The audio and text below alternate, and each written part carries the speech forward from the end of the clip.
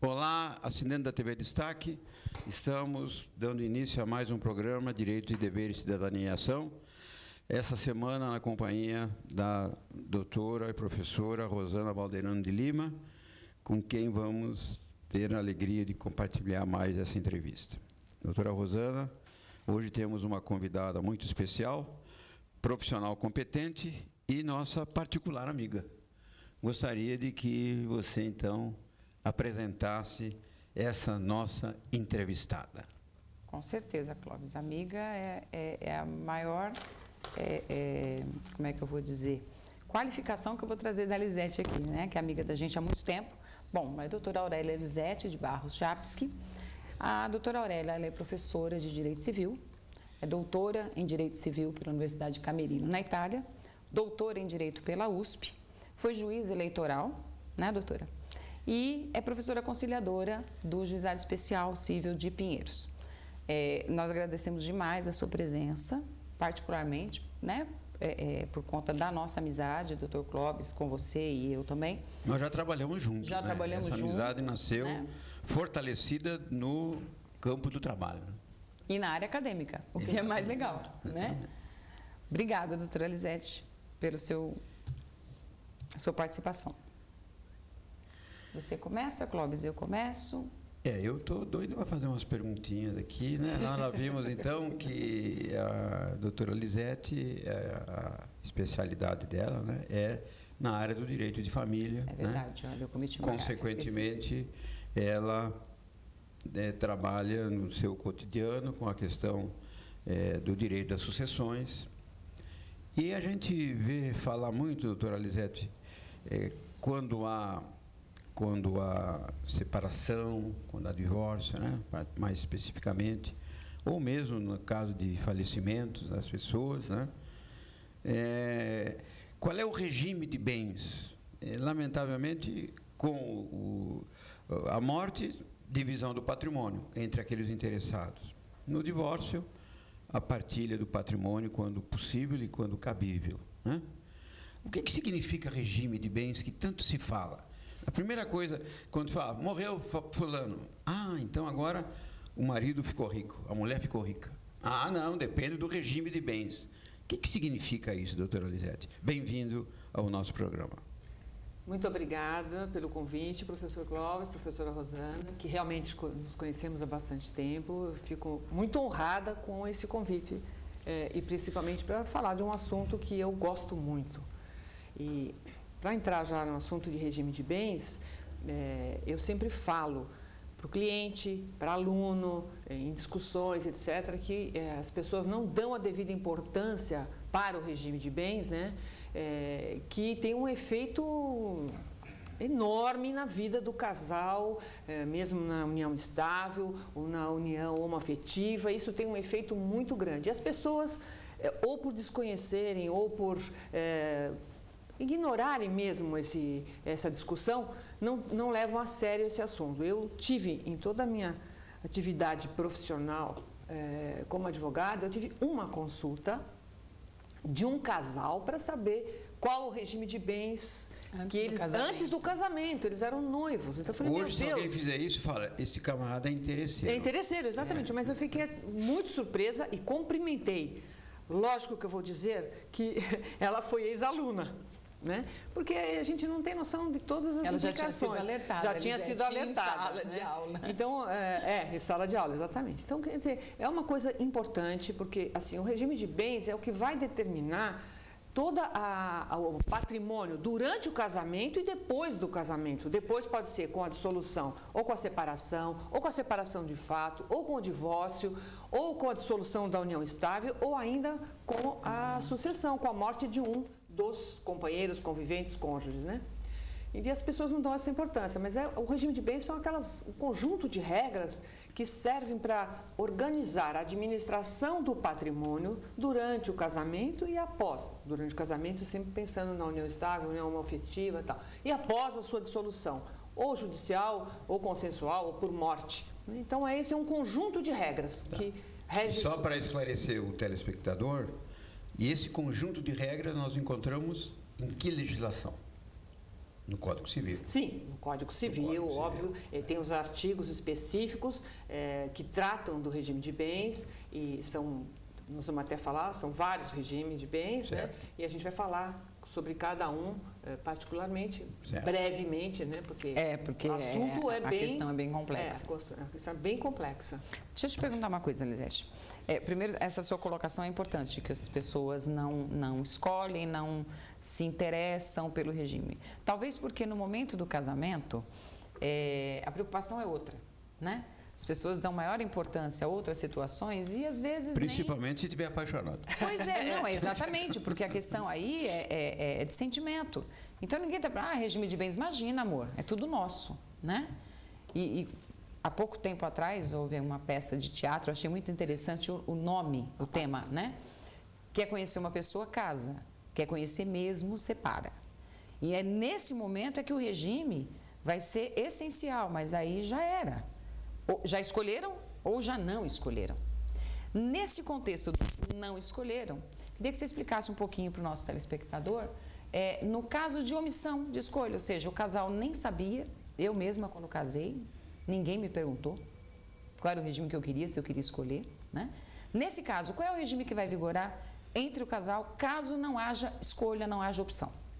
Então, o que acontece é o seguinte, como dou aula sobre esse tema há muito tempo, e para ser bem prática com os alunos e tudo, estive no cartório de registro civil recentemente dizendo que eu pretendia me casar, o que precisaria para habilitação, etc, etc. A funcionária do cartório abriu uma gaveta, tirou uma folhinha e falou, são esses os documentos. Foi esse o esclarecimento que ela deu. Então, a preocupação é RG e CPF. Exatamente. Então, é o seguinte, óbvio que as pessoas não estão preocupadas, mesmo porque quando você vai iniciar uma vida em conjunto, normalmente ambos começam do zero. Dificilmente já tem um patrimônio, mas acontece. Mas normalmente, são pessoas normalmente mais jovens, principalmente no primeiro casamento. Isso. Então começa do zero. Então, bom, não temos nada, vamos começar do nada. Mas eu tinha uma herança ou eu tinha qualquer coisa. Então o importante é saber que se o casal não optar por outro regime que seja o obrigatório, o legal, quer dizer, aquele que, se ninguém falar nada, vai vigorar, é o regime da comunhão parcial de bens. O que significa nesse regime? Só os bens adquiridos a título oneroso durante o casamento ou durante a união estável é que vão se comunicar. Então, aquilo que cada um tinha já anteriormente adquirido, ou por herança, ou ainda a título oneroso, ou por doação, que tinha recebido por doação, aquilo não vai se comunicar, nem antes e nem durante o casamento, neste regime da comunhão parcial de bens. O que as pessoas esquecem é que muitas vezes um dos cônjuges, né, um dos membros da relação, tem um determinado bem antes de se casar, um apartamento pequeno, etc. Quando ele vai se casar, ele faz o quê? Ele vende aquele apartamento que custava, muito comum isso, custava R$200 mil, vamos supor. Ele vende esse apartamento e compra outro que custou R$1 milhão. Este valor, ele pode sim depois pleitear a mais numa partilha. Por quê? Porque é um bem que a gente diz subrogado, né? E as pessoas desconhecem isso. Então, por isso que eu falo, você tem que consultar o advogado antes de se casar, antes de constituir uma união estável. Né? Porque é muito melhor você prevenir. E todo mundo diz a mesma coisa, mas é chato discutir esse assunto antes de se casar ou antes de decidir morar. Eu falei, não, chato é discutir depois. É lógico. Né? O que você discutiu antes está resolvido. Tá bom, vamos decidir, o nosso regime de bens vai ser esse. Qual que é o que a lei determina? A lei determina que se você não optar por um regime diferente, através de pacto, que nós vamos falar, de um pacto que é um contrato antinupcial, o regime legal, o regime que a lei determina é o da comunhão parcial. Portanto, só aquilo adquirido a título oneroso, com o trabalho de ambos ou com de um só, não importa, porque muitas vezes um só trabalha, mas durante, na constância do casamento da união estável, é aquilo que vai partilhar. Tá, agora só um esclarecimento, porque eu tenho certeza que alguém em casa casou lá no início da década de 70. E aí, ele casou em 70, essa informação não vale para eles, porque naquela época o regime legal era o da comunhão de bens, né? Tem muita gente hoje ainda sob o regime da comunhão de bens. As pessoas nem sabem, porque como eles veem o comentário do dia a dia, de que é da separação, né, da parcial, ele muitas vezes chega no escritório e fala: e como é que fica? Eu não sei como é que é a minha situação. A sua situação, aí você tem que pegar a certidão. Casou antes de 77. Né? Antes de 77, era o regime legal era da comunhão universal. Eu acho que esse esclarecimento é importante porque para deixar essa linha divisória. Isso é importante, sim. Mas é que a gente vê de 77 para 2015, né? Passaram-se mais de 30 aí. Não, tem gente que está 50 anos casado. Então, mas é mais difícil alguém se separar com mais de 30 anos de casamento. É mais difícil, porque eu falo, bom, ficou até agora, fica até o final, né? Eu fico feliz. Então, quer dizer que eu estou com o marido garantido. É mais difícil. A gente sabe das crises, né? Dos 7 anos de casamento, etc. 7, 14. 14, a gente vai saber. Mas eu já fiz, inclusive, separação de gente com 35 anos de casado, tudo. Mas é mais difícil, realmente. Mas existe, sim. E isso é importante falar, que antigamente o regime da comunhão universal comunicava tudo, herança, etc. Então, mas isso desde 77 é que mudou. Eu acho que do seu comentário fica uma sugestão para os nossos deputados fazerem uma lei obrigando o cartório a esclarecer previamente. Eles fazem lei para comemorar o dia do macarrão, mas não fazem uma lei para esclarecer o cidadão dos seus direitos. Isso, né? É verdade. Então, quando for fazer a habilitação, olha, está aqui, o regime é esse. E, se preciso, procura um advogado para se orientar. Né? Aqueles que consultam hoje um advogado sobre o regime de bens são aqueles que já passaram pela primeira experiência negativa. No segundo casamento, ele procura o advogado, é verdade. Segundo, terceiro. A partir, né, depois do primeiro, no primeiro ele ainda está... Né, tudo é lindo, maravilhoso. Deslumbrado e tal. Mas no segundo, ele já usa a experiência do primeiro. Isso a gente sabe muito bem que é a nossa área, né, Lisete? Deixa eu ver aqui. A gente está falando muito de escolha de regime, o regime legal depois de 77, comunhão parcial, antes de 77, comunhão universal. E a gente está falando em escolha, né? De que forma que as pessoas que têm o interesse de optar por um regime diferente, de que forma elas podem escolher? Como é que é feito isso? Enfim. Explica um pouquinho para a gente. Eu acho que antes de qualquer coisa de escolher um regime de bens, logicamente eles precisariam saber quais são os regimes de bens, quais são as possibilidades. Então, o regime a gente explica, primeiro, que o regime legal é aquele que, se não fizer nada, vai ser aquele que vigora, que é o da comunhão parcial. Como eu já falei, comunica-se só os bens adquiridos na constância do casamento ou da união. Tem a opção de fazer um pacto antinupcial, quer dizer, quando você quiser fazer uma outra escolha que não for aquela que a lei determina, né, você tem a opção de escolher através de um contrato pré-nupcial, que é um pacto antinupcial. Então, isso é feito através de uma escritura pública antes do casamento, né, por ocasião da habilitação, se prepara esse documento, que só vai ter validade se o casamento efetivamente ou a união estável acontecer.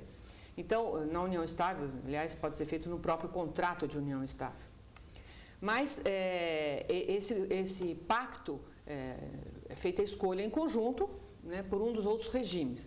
O regime da comunhão universal. Tem gente ainda hoje que acha que vale a pena casar pela comunhão universal. Então, tem que fazer o pacto. E depende. Né? Depende do outro cônjuge, do patrimônio do outro cônjuge. Às vezes compensa.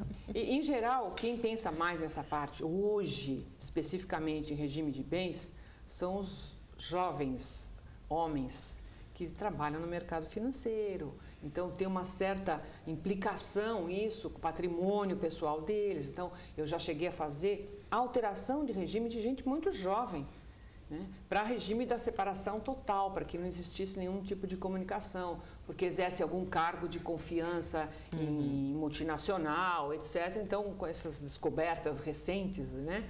Então, tem essa precaução. Então, quer dizer, pode escolher, então, através do pacto, o regime da separação total de bens, o regime da comunhão universal de bens ou o regime da participação final dos aquestos, que eu já vou falar. Com relação a esse regime, Lisete, eu vou pedir para você guardar um pouquinho para depois do nosso intervalo, porque esse regime, ele é, na minha opinião, uma pérola, né? ele é muito interessante, eu não entendi ainda qual é a aplicação dele.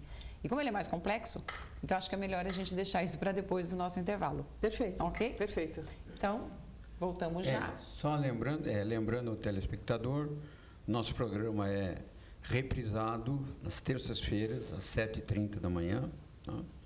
E podem também assistir o programa pela internet, né, no d11.com.br, em tempo real, nos horários da gravação e do reprise.